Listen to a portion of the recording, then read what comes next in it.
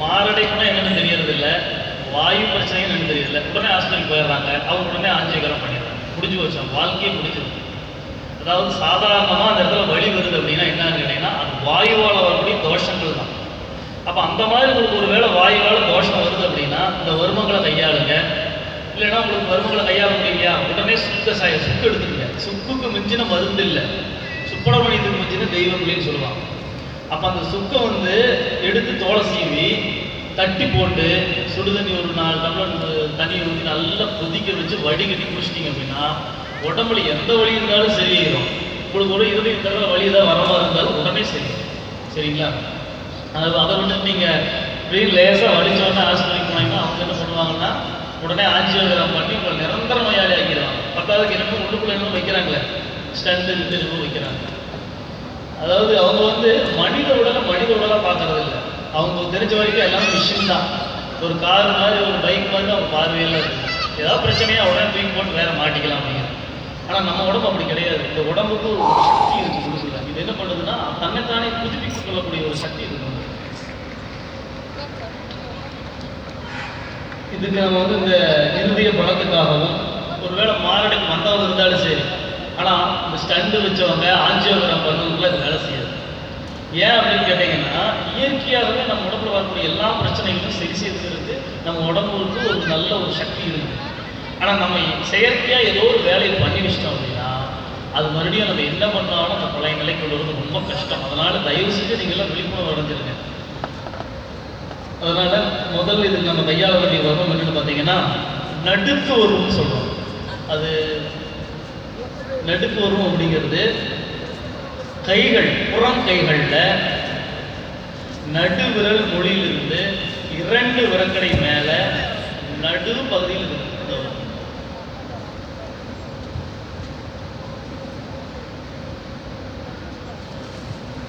இதுக்கு பேர் நடுக்கு வருவம்னு பேர். ஏன் அந்த பேர் வச்சு தெரியுங்களா? சில பேருக்கு இந்த கைகால நடுன்னு பார்த்தீங்கன்னா தெரியும். அந்த கைகால் நடுக்கிறவங்கள அந்த வருமத்தை போயிட்டு வந்தாங்க அப்படின்னா அந்த நடுக்கம் போயிடும். அதனால இதுக்கு பேரு நடுக்கு வருவம்னு பேர். இப்போ இந்த வருமத்தில் கட்டை விரலுடைய மையப்பகுதியை வச்சு அழுத்தி ஒரு 3 பக்கம் வலதுபுறமாக ஒரு 3 சுத்து, இடதுபுறமாக ஒரு 3 சுத்து. இது அவங்களையும் செய்துக்கலாம், அடுத்தவங்களும் செய்துக்கலாம். 2 கையிலையுமே இந்த வருமம் இருக்கு.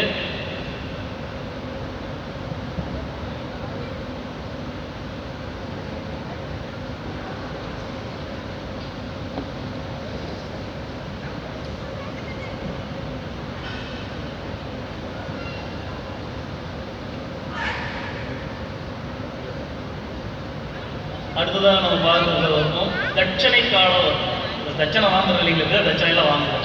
அதனால அதுக்கு பேர் தட்சணை கால வருவோம். அந்த தட்சணை கால வருவோம் அப்படிங்கிறது நம்ம உள்ளங்கையோடைய நடு விரலும் மோதிய விரலும் சந்திக்கக்கூடிய இடத்துல இருந்து 3 விரல் கீழே 3வது விரல் பதியக்கூடிய இடத்துல இருக்கு. 3 விரல் அளந்தீங்கன்னா இந்த 3வது விரல் எங்க பதியுதோ அந்த இடத்துல இந்த வரும். இந்த இடத்துல நம்ம என்ன பண்ணணும்னா இந்த கட்டை விரலுடைய நுனி பகுதியை வச்சு அழுத்தி வலதுபுறமா 3 சுத்து, இடதுபுறமா 3 சுத்து. அதுக்கு நம்ம கை தட்டுறது தெரியுங்களா? இந்த வருமத்தை இயக்குறதுக்கு தான் கை தட்டுறாங்க. யாருக்கும் தெரியாது, எது கை தட்டுறாங்கன்னு தெரியாது. கை தட்டினா சந்தோஷமா, மகிழ்ச்சி, ஆரோக்கியம் இருக்கும். கை தட்டும்போது இந்த வருமமானது தூண்டப்படுதுங்க.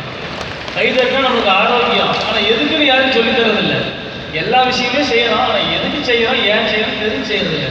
தெரிஞ்சு செய்யறது அப்படின்னா நமக்கு மனம் மகிழ்வோட செய்யலாம். இன்னும் கூட 10 தட்டு எச்சா கூட தட்டலாம், தப்பு கிடையாது.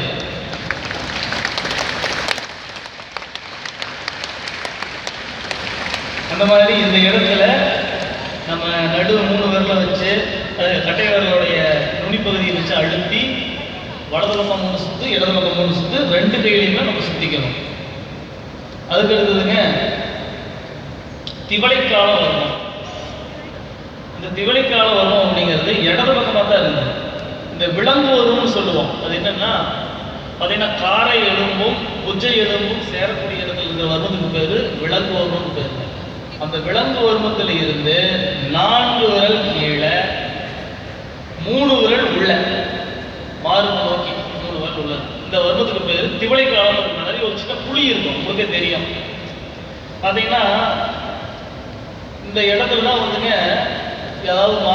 இல்லை ஒரு வேளை ஏதாவது உங்களுக்கு மூச்சு பிடிச்ச மாதிரி இருக்குது, இல்லை லேசாக வலிகளி ஏதாவது வர மாதிரி இருந்ததுன்னா அந்த இடது கையை அது மேலே வச்சுட்டாங்க, வகுப்பு மேலே வச்சுருங்க. வலது கையை சுற்றி மாதிரி வச்சுட்டு ஒரு 3 அடி கொடுத்தீங்கன்னா போதும். அப்படி 1 2 3. இது பஞ்சத்தட்டுன்னு சொல்கிறோம். 5 தட்டு தட்டணும். ரொம்ப பிரச்சனை அதிகமாக இருந்தால் 5 தட்டு, 1 2 3 4 5. பிரச்சனை கம்மியாக இருந்தால் 3 தட்டு தட்டால் போதும். 1 2 3. உடனே அந்த ஒரு வேளை எங்காவது அந்த ஓடுறது ஏதாவது மிஷினில் ஓடும்போது அந்த இருதயம் ஓடும்போது ஏதாவது ஒரு சின்ன பிரச்சனைக்கு தான் உடனே சரியாகி நல்லா ஓட ஆரம்பிச்சோம். இது வந்து நம்ம உடனே மாரடைப்பு வந்தவங்களுக்கு நீங்கள் இந்த மாதிரி 5 தட்டு தட்டினா உடனே சரியாகும். அப்பவே நீங்கள் கண் கூட பார்க்க முடியும். நீங்கள் செய்து பாருங்க, நல்ல ரிசல்ட் இருக்குது. யாருக்குன்னா நீங்கள் தட்டி பாருங்க. அப்போ நம்ம இந்த இடத்துல நம்ம எப்படி இந்த வர்க்கத்தை நம்ம கையாளணும் அப்படின்னா, நடு 3 விரல வைக்கணும். இந்த 3 விரல வச்சுங்க. வலது புறமும் 3 சுத்து, இடது புறமும் 3 சுத்து. நடு 3 விரல வச்சுங்க. வலது புறம் 3 சுத்து, இடது புறம் 3 சுத்து.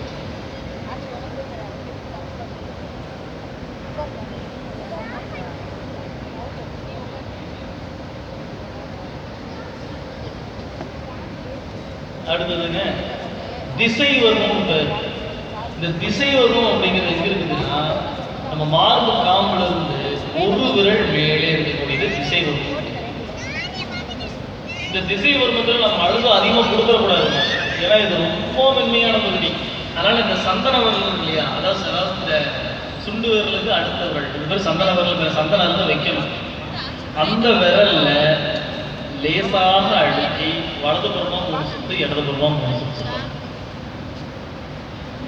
நம்ம பொட்டு சந்தனம் வைக்கிறத பற்றி சொல்லும் போது ஒரு விஷயத்த சொல்லணும். இப்போ நம்ம சந்தனம் வச்சுக்கும் போது இப்படி வைக்கிறது இல்லைங்களா, வைக்கும்போது லேசா அழுத்தி அப்படி பக்கவாட்டில் அசைவு கொடுத்தா வைக்கணும். அப்படி பண்ணும்போது தான் அந்த திலர்த காலம் தூண்டப்படுது. அது தூண்டிச்சு அப்படின்னா மூளை வந்து நல்லா வேலை செய்ய ஆரம்பிக்கும். அதனால தான் இந்த சந்தன விரல் இருக்குது, சந்தனம் வைக்கிறதுனால. இப்போ இந்த சந்தன விரலை வச்சு இந்த திசை வர்மத்தை நம்ம இயக்கிறோம். 2 பக்கமும் இயக்கிக்கிறோம். அந்த வர்மத்தை வலது மற்றும் இடது பக்கம் 2 பக்கம் இருக்கு. நம்ம திவளைக்காவன்னு சொன்னோம் இல்லையா, அது ஒரு பக்கம் மட்டும்தான், வலது பக்கம் மட்டும்தான். இதுதான் 2 பக்கம் இருக்கு பாருங்க. அடுத்ததுங்க முத்து தாமரை வர்மம் ஒரு வர்மம். இது காலில் இருக்கு. உள்ளங்காலில் இந்த குதிகால் சதயம் இருக்கு பார்த்தீங்களா, அந்த இடத்துக்கு மேலே குதிகால் சதயம் மேலே இருக்கு பாருங்க. இதுக்கு பேர் முத்துத்தாமரை வர்மம்னு பேர். இப்போ இந்த இடத்துல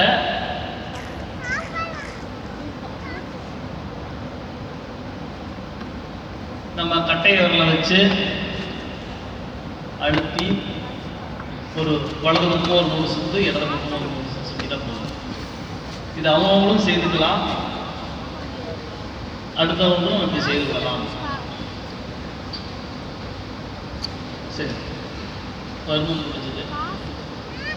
இதுக்கு வந்து நம்ம இருதயத்தை பலப்படுத்துறதுக்கும் இல்லை இந்த மாதிரி இருதய கோளாறுகள் வராமல் தடுக்கிறதுக்கும் சின்ன சின்ன எளிமையான மூலிகை வேதி இருக்கு. அது என்னன்னா, கடலை பருப்பு, நம்ம தாளிக்கிறதுக்கு உபயோகப்படுத்தக்கூடிய கடலை பருப்பு. இதை வந்து ஊற வச்சு வேக வச்சு எடுத்து வச்சுக்கோங்க. சின்ன வெங்காயத்தை நல்லா பொடி பொடியாக கட் பண்ணி கொஞ்சமாக போட்டு வச்சு கலந்து வச்சுக்கிட்டு ஒரு 2 ஸ்பூன் சாப்பிட்டா போதும். காலையில் ஒரு நேரம், சாயந்தரம் ஒரு நேரம் 2 ஸ்பூன் சாப்பிடணும். பால், சுத்தமான நாட்டு பசுபால் கிடைச்சா அதில் ஒரு பூண்டு ஒரு 2 பல்ல போட்டு காய்ச்சி அந்த பூண்டை மட்டும் சாப்பிட்டா போதும். பாலை சாப்பிட வேண்டியதில்லை. பால் சுத்திக்கு அந்த பூண்டை சுத்தி பண்ணுறதுக்கு தான் பாலில் போடுறோம்.